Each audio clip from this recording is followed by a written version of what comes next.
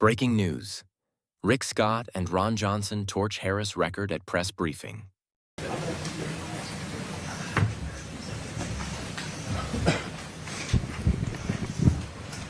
Good morning. I'm Brian Hughes, Senior Communication Advisor to the Trump campaign. Welcome and thanks for coming. The distinguished guests behind me are Senator Rick Scott of Florida and Senator Ron Johnson of Wisconsin. In a few moments, I'll hand it off to Senator Scott to begin. He'll make some remarks, and then he'll hand it up to Senator Johnson. Some housekeeping before we get rolling. Obviously, today started at 11:30. The rest of the week, we're scheduling these at 10 a.m. local time in this same room. More advisories will go out each night about the participants and other folks that will be joining. So what's noteworthy today, before we get started, is while we're here at the DNC each day, President Trump and Senator Vance are doing battleground states. On Friday, President Trump will actually do 2 separate states. So we're out in the battlegrounds. We're here in Chicago. We have surrogates and activities in battleground states throughout the week, which is a stark contrast to Kamala Harris, who, while we're doing press events here, the president will be doing gaggles and other press availabilities. And apart from, a flyby at a gas station, we're not hearing a lot from Kamala Harris about these policies that she's talking about. And I think there's a good reason. When she does stop and take a question, like she did yesterday, and was asked how she'll pay for the proposals that she's advocating for, she told you it's a mistake to ask how things will be paid for. I think that's a good summary of her economic policies. It's clear the Democrats think the best strategy they have is to keep Harris and Walz away from you all, and we stand in contrast to that. So today we're going to talk about contrasting economic policies. You'll recall from the convention, we had a day which was about making America wealthy again, and the senators are here to help contrast the Trump vision for making America wealthy again compared to the policies of Harris and Walz. With that, I'll give it to Senator Rick Scott. First, it's great to be here. First thing, I'm here with my good friend, Senator Ron Johnson. We are 2 business guys that build companies and focus on how you build a company and get the economy to go. I actually had the opportunity to be the governor of Florida and focus on how we could rebuild the Florida economy, because in 2010 our economy had been devastated. In 2010, more people left Florida than moved in. In 2010, we had 1.1 million homes from foreclosure. In 2010, home prices had dropped in half in 4 years. It was very difficult to get a job. If we go down the path of Harris, that's exactly what's going to happen. Here's a choice. Donald Trump is a business guy, understands how businesses work. Harris has no earthly idea how businesses work. Her vice president pick has no idea how businesses work. They've not built businesses. They've not had to deal with a profit loss statement. They've not dealt with the cost of a commodity like energy. They've done none of these things. When Donald Trump was president, inflation was low. Gas prices were $1.87. Probably the most important thing you can do if you want to have a good economy, have less expensive energy. That's the most important thing you can do. Because energy goes into everything, into every product, every service, everything we do. But you can just look at it. Grocery prices are up. Gas prices are up. Rent's up.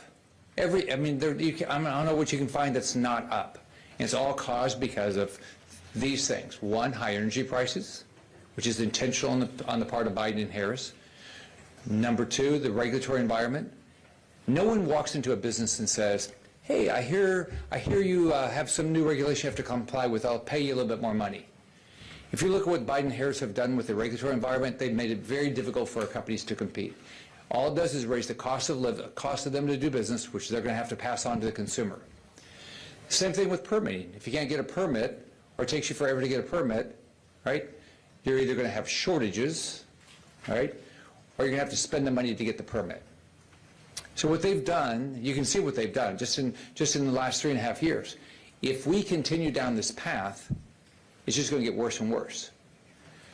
You look at mortgage rates. They're around 2% when Trump took office. They're around 7% today. There's nothing that they've done that's been good for a family. I grew up in a poor family. I actually lived in public housing in Illinois growing up as a kid. If my mom was alive today, she'd have a hard time paying for groceries, hard time paying for gas, hard time paying for the rent. And wages haven't even come close to staying up with this inflation. Her idea of having basic price controls, it's never worked anywhere. This is pure socialism. I want a free market. I want a bottoms-up economy. I want capitalism. That's what Trump stands for. What Harris stands for is what Maduro and Chavez brought to Venezuela. I just did a rally down in Miami of 50,000 people. They rejected it because nobody's in better shape down there unless you're part of the Maduro regime. Everybody has gotten hurt. Socialism is death, destruction, shortages, and that's exactly what will happen if Harris gets elected. Well, thank you, Brian. Thank you, Rick. Thank all of you for coming here. We often say when we're up on a podium like this, my good friend, I mean, it's true. Rick Scott and I are very good friends in the Senate. I think it's because we come from a private sector background. And that's what I want to emphasize here before we open up to questions, how important that is. When I first got to Washington after having run a manufacturing plant for about 30 years, one of my first insights was how very few people in Washington, D.C., whether we're talking about the bureaucrats in the executive branch, staff members, or members of Congress, had any experience in, which means very little knowledge of, maybe even worse, very little sympathy for the private sector. They look at business, oh, it's easy to be a billionaire. No, it's very hard to run a successful business. It's difficult to think of a product somebody else wants to buy. It's even more difficult to produce that product or service at a cost less than you can sell it for. So business is hard. And to understand that and to have sympathy for it is what is required in governmental leadership. And that's why there's such a stark contrast in terms of the vision that President Trump has for this country versus Kamala Harris and Tim Walz, and prior to that, President Biden. They think all the answers come from government. And you can tell right now by what very few proposals that Kamala Harris has put on the table, she doesn't have a clue. I mean, one of the reasons Biden was in such trouble is because he had driven up the cost of living. Most Americans really look at government and think, well, government's there to really defend us, to keep us safe, to make our lives easier, to help those who can't help themselves, to help people help themselves. They're looking for government to help. They're not looking at government to make their lives harder, but that's exactly what Biden-Harris has done. That's exactly what Harris and Walz would do. Make our lives worse and more difficult to live because they think they're so smart. They think they can actually set prices and not have that blow up in their faces, be a total disaster. I just read an article, Venezuela's agriculture economy is ready to collapse under the socialistic governance of Maduro. Venezuelans voted themselves into poverty. It's important to understand that. It was a successful economy a couple decades ago. Venezuelans voted themselves into poverty, and that's what this election's about. Are we going to take America off the path of destruction that Biden-Harris have put us on? Are we going to re-embrace the things that made this country great? Freedom, a free market capitalist system with a reasonable level of regulation, a reasonable amount of taxation? Are we going to elect somebody who understands how difficult business is? And the role of the president is to make life easier for American citizens. That's really the question. I think it is noteworthy that President Trump is unveiling his energy policy. It just shows you right there that he has the insight that Senator Scott talked about. Energy impacts the price of every good and service in this country. And when you artificially drive the cost of energy up by a war on fossil fuel, you are making life more difficult for Americans. So again, the difference could not be clearer. And what I'm calling on the American press, who unfortunately gave President Biden a free pass on his open border, allowed him to win the presidency campaign from his basement, and now for 30 days have pretty well let Vice President Harris go without answering any questions. The American people need to understand what she is proposing. They need to understand how destructive these proposals would be: additional massive deficit spending, price controls. They need to understand these things, how Medicare for all means the end to private insurance. Remember, President Obama, if you like your health care plan, you can keep it. That was the 2013 lie of the year. And Kamala Harris wants to do away with private insurance totally. So the mainstream media, the legacy media, the corporate media, you better start asking questions, because the American public deserve answers from Vice President Kamala Harris. With that, we'll take some questions. If everybody would identify themselves and their outlet when called on, that would be helpful. Good. Yeah. Zach Wise with the National Journal. The Wall Street Journal reported in July that the policies under Trump would actually cause more inflation than the policies under Biden, and said that the policies won't change between Biden and Harris, and we're pretty much sure of that. What do you make of that? This is from the Wall Street Journal, and they're citing many economists. Let's look at the numbers. Trump was in office. Where was inflation? It was way under 2%. Gas prices were $1.87 when we left office. Let's look under Biden and Harris. I mean, you can look at all these numbers. I mean, it's as simple as that. You have a choice. You can look at, we have two people that have a track record. And who are you going to pick? I'm going to pick the business guy that understands that you've got to get the economy going again, that you've got to get energy prices down. You can't have higher regulatory environment, higher taxes, higher fees, higher permitting, higher everything, and think prices are going to come down. It's pretty simple to me. And I would think the premise of that study was the tariffs that President Trump is proposing, and those tariffs are meant to discipline China. I mean, we ought to be concerned about the fact that President Biden was compromised on China, so he ended a very successful program, the China Initiative, to try and stop China from stealing intellectual property on college campuses. That's what President Biden did. Now, fast forward to Governor Walz, who seems also pretty compromised by his relationship with China, and Vice President Harris would be equally soft on China. So we need to understand that one of the reasons we lost manufacturing jobs, one of the issues we have with our economy, is because of China's misbehavior, the fact that they're not following the global rules. So that you've got to do something. I think President Trump would agree with me. It would be nice to have a tariff-free world, but that's not the situation we live in. So again, I would just reject that study. I think tariffs are going to be necessary to do something to discipline China. And to get American jobs back. I mean, you know, first off, look at what's happened to the middle income in this country, our middle class in this country. It's been devastated by what China's done. China lies and cheats and steals about everything. They don't comply with anything at all. They don't comply with trade agreements. They don't comply with the WTO. And guess what's happened? We lose jobs.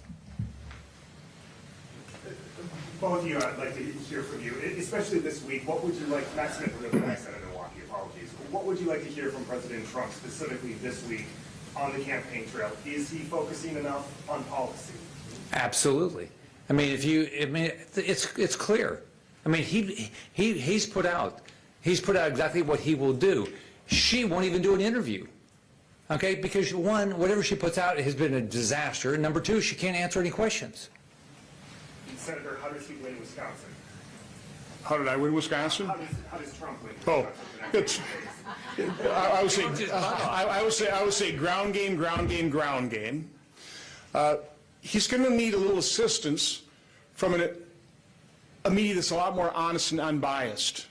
Well, let's be honest about this. I mean, as much as I doubted that Biden would be their nominee, I would always say whoever they were going to replace him with would be immediately put up on a pedestal and crowned the new Messiah. I mean, so I made that prediction, but even I have found it breathtaking the extent the legacy of corporate media have done exactly that. Not held her accountable, not asked her tough questions, not demanded. I mean, she did not get one vote in the primary. This is a coup. They're going to formally kick the president to the side of the road tonight. Their coup is complete. And their nominee will be somebody who didn't get one vote in the primary. They call this defending democracy. The minimum the media needs to do is start asking her questions so the American public understands this is what you're going to get if you vote for Vice President Harris for president. And it's not going to be pretty. Some polling, guys, has indicated that Vice President Harris is obviously doing better than President Trump in some of these swing states. I'm just wondering what you make of the gender gap. Does there need to be a new or different effort on behalf of the Trump campaign to talk to women, specifically in states like yours? I can talk about Florida. Trump's doing unbelievable. I've been in every county in the last 8 months. There was no energy for Biden. There's no energy for Harris. No, you know, we know what socialism is in Florida. We have a lot of people that have come from Cuba and Venezuela and Nicaragua, and they've dealt with it. They will be, it's completely rejected there. So Trump is doing unbelievable in Florida. If you want to talk about the gender gap, let's talk about really what women want in terms of elected officials. They want somebody who will provide security so they feel safer. Does an open border provide security when we see all these migrant crimes, these rapes, these murders? You know, women want a strong economy so they can take care of their families. These are things that President Trump delivered. And I will point out, because I've been pretty upfront in terms of the abortion issue in Wisconsin, all the Dobbs decision did was to send it back to we the people to decide at a state-by-state level in terms of at what point does society have the responsibility to protect life. That's exactly what President Trump has embraced. Not a national policy, but let we the people decide in each state. So he's been very upfront with that. He hasn't dodged that issue. He's responded to it, and I think he's responded to it in a very responsible way. So, again, if there's a gender gap, it's not based on policy. It's not based on the ideas of one candidate versus the other. It's, again, the legacy of the corporate media is just not asking her the tough questions and fleshing out exactly what her beliefs are. I would just add, you know, polling has done exactly what we predicted it would. If you look back at Tony Fabrizio, the campaign's pollster, predicted weeks ago when Harris had been anointed that we would see a honeymoon period, it would drive up numbers, and then there'd be a plateau. We believe internally, based on the data, that the plateau is reached. Obviously, the 4-day infomercial has begun, and we think on the other side of that, essentially the race is where it was expected to be, and now we get to the business of having a campaign. Yeah. Thanks. Frank Ordonez with NPR. Senator Scott, Senator Johnson, can you talk about kind of like your role in Chicago, why it's important for you to be here? Obviously, you're among some very high-profile surrogates. Why is it important for you to be here in Chicago for the during the DNC? Sure. First, I want Trump to win. It's better for my family, it's better for my state, it's better for everybody in this country. That's number one. I'm here to help Donald Trump win. And I'm here with Ron Johnson, two business guys that know the difference between the two. And then I brought in the experience as a governor. I can tell you, if you want to kill an economy, do what Harris is talking about doing. Raise the taxes, raise the fees, make it more difficult to, have a new regulation for everything. Make it more difficult to get a permit, and raise energy prices. You do all that, the economy's going to continue to go down the path that's gone down with Biden. You're going to have higher and higher and higher inflation. You're going to have less opportunity. And look at the numbers. We're not adding full-time jobs in this country. We're adding part-time jobs in this country. I mean, the Biden economy is a horrible economy, and Harris is all on board for that exact economy. She's even worse. This idea that she came out with price controls. I mean, you will have shortages very quickly, and you know how you're going to probably all this big socialist stuff that they're going to talk about. You know how they implement it? You put people in jail. I mean, this is what socialists do. It's always oppression. It's always death. Look anywhere, there's nowhere in the world socialism has worked.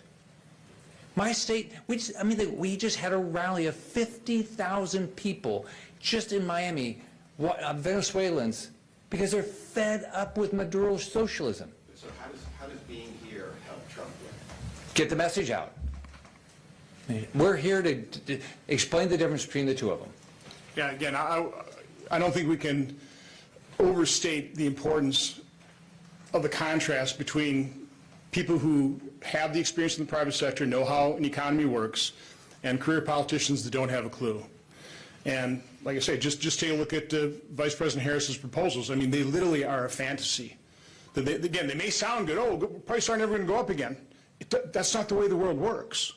You know, Donald Trump understands that. She obviously doesn't. I say another reason I'm here is, having been chairman of Homeland Security, I mean, I was monitoring the situation at the border for years. You know, under President Obama.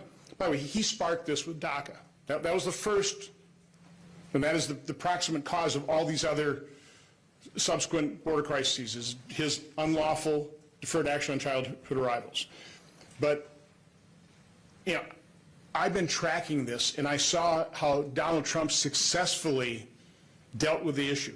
Brought it down from his peak, about 5,000 a day, just for 1 month, down to a little over 500. President Biden, in December 2020, averaged 10,000 people a day. 7,000 people per day over his entire administration. One day he had 14,000 people a day, illegal immigration. That impacts the economy. There are reports New York is spending billions of dollars on their illegal immigration problem.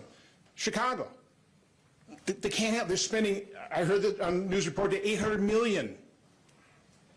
That's money that's not available for taking care of the citizens in Chicago, in New York City, and this is happening all around the country. So their open border, again, the negative consequences, we'll be feeling those for years, if not decades to come, but they have a very definite economic impact. And particularly for people at the lower end of the income spectrum, people looking for entry-level jobs, they're the ones that are going to be competing with illegal immigrants that are being hired by unscrupulous employers. This isn't good for anybody. Like Senator Scott said, I'm all for legal immigration, tied to our economy, controlled. This illegal immigration is awful for our economy and for Americans. Couple more. Julia Johnson, Fox News Digital. Top surrogate for the campaign for the Democrats, Chris Coons, defended Kamala Harris's proposal and said that assured Americans that she believes in the free market. And I'm just curious, he says because they're increasing the supply, he cited additional housing as a reasoning for that. And I just, what's your thoughts? So does Kamala Harris believe in the free market? So Chris Coons' extensive experience in the private sector is what again? I'm not familiar. Yeah, I doubt he has a clue. And by his comments, he obviously doesn't have a clue. So no, all that $25,000 per house subsidy for a new homeowner or buyer would do is just drive up the cost for a new home. Putting, again, and this is one of the real tragedies of what the Harris-Biden administration has done. They put home ownership out of the reach of so many Americans, particularly young people. You'll throw on top of that the fact that we've enticed our children collectively to incur $1.7 trillion of student loan debt, so they're in a huge debt hole. You've increased the cost of housing payments, interest, mortgage interest as well, and now Americans can't reach that American dream. I mean, that's a travesty. That is how people built up retirement savings and equity over their lifetime, is buying a home. And again, because of Biden-Harris, they put that out of reach, and $25,000 subsidy is just going to make it worse. So again, Chris Coons, unfortunately, nice guy, does not have a clue, like so many of his Democrat colleagues, in terms of how a real economy works. Hey, she could do a press conference and explain how it works, right? Why don't she come out and do a press conference and say, hey, this is my background, this is why I know so much, this is the jobs I've had as a kid, I worked in all these jobs. But where is she? Yeah. Dan Baldwin, One American News. We're seeing President Trump sort of set the barnstorm some of those key swing states. Part of that includes visiting the southern border in Arizona. Senator Johnson, you touched upon it. Is it possible to lower some of the numbers we're seeing standing behind you, children's food up 24%, with the policies that the Biden-Harris administration has implemented at some point? Well, first of all, the inflation damage has been done. You know, the stat I always like looking at, because people don't really, it's hard to understand percentages exactly what it means. So the stat I use is $1 you held at the start of the Biden administration is worth 83 cents. It's literally like they took 17 cents away from you. So that damage has already been done. Now, what you need to do is make sure that inflation doesn't continue. And with Kamala Harris proposing $2 trillion more in increased child tax credit and health subsidies, you know, $25,000, I mean, where's this money going to come from? Well, it's going to be borrowed. That's printing more money. Inflation's pretty easy to define. It's too many dollars chasing too few goods. So you're massively spending deficit dollars, printing money. At the same time, you're instituting price controls, which will absolutely reduce the supply. So you're exacerbating the problem. You're not fixing it all. You're doing the exact wrong thing on both ends of that equation. Reducing supply and dramatically increasing the number of dollars. It's going to be a disaster. And again, that's what the media needs to have her explain. Why wouldn't it work that way? She won't be able to answer that question. I hope she gets it. Okay, right. We're senators, we like to talk. Hey, Darren Malone, you're at Bloomberg News. Thanks for doing this. Can you talk a bit about Trump's outreach to black voters, and is there any worry that some of his attacks on Harris has undercut that effort? Well, what you have to just admire about Trump is he's out there. He's out there every day. Look at these rallies. I mean, to get 30,000, 40,000, 50,000 people constantly show up, and they're the melting pot of this country. They're from all walks of life. I mean, I was getting my tire fixed yesterday, and the lady working there said, "I am all in for Trump," and she said, "I mean, my life was better. I was making more money." I have so many people tell me, I want Trump back in office because I was making more money. So I'd like to add, you know, the Republican Party, we're the party of Lincoln. We're the party that ended slavery. We're here in Chicago for the DNC. That is the party of identity politics. You know, one thing I can absolutely guarantee about President Trump is he wants to be president for every American. And during his presidency, every American benefited. You know, real wages were up, and quite honestly, they were up higher for many of these demographic groups. So again, we don't play identity politics. You know, we actually embrace what Martin Luther King talked about in his famous speech: judge people by the content of their character, not the color of their skin. That's who President Trump is. Take a look at his press conference he did in the Bronx. I'd quite honestly encourage him. I'd love to see him do that in Milwaukee. I suppose he'd come to Chicago. There's probably not much hope of him winning in Illinois, but I'd love to see him come to Milwaukee, because the input I'm getting, now I'm doing some urban talk radio in Milwaukee, there's pretty good reception to it, quite honestly. So again, President Trump wants to be president for every American, and again, he's shown that he was, and he can do it again. Thanks, everybody. Reminder, we'll start 10 a.m. local tomorrow, and appreciate you all coming out. Thanks, sir.